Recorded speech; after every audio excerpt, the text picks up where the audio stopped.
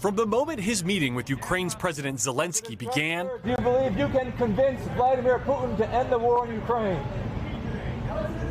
President Trump striking an optimistic tone he can bring an end to the Ukraine war as he prepares for a second summit with Russia's Vladimir Putin. This should be one that we get done. And I think the table is set properly here now, too.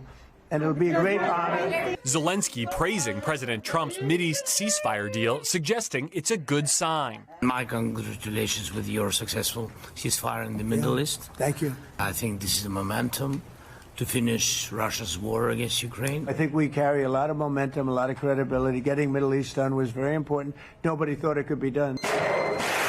Though President Trump non-committal on Zelenskyy's request for U.S. Tomahawk missiles. We need Tomahawks, and we need a lot of other things that we've been sending over the last 4 years to Ukraine. Hopefully they won't need it. Hopefully we'll be able to get the war over with without thinking about Tomahawks. Saying he'll speak with Zelenskyy after his Putin meeting. We have to get together. It's a very small group of people.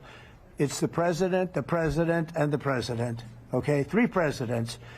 And I'm the mediator president. And I'm mediating not an easy situation. It comes as we're learning about tensions inside President Trump's Alaska summit with Putin this summer.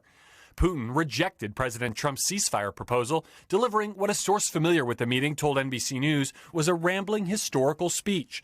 A surprised Trump raised his voice several times and even threatened to walk out, the source said. Today, the president was asked if he was concerned Putin was trying to buy more time. Yeah, I am, but, you know, I've been played all my life by the best of them, and I came out really well.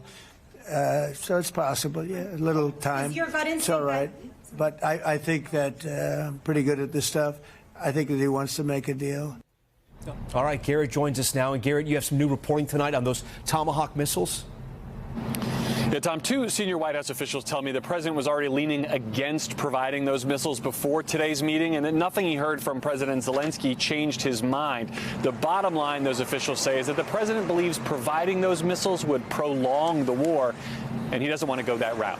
Tom? All right, Garrett Haake with that new reporting tonight. Garrett, we thank you.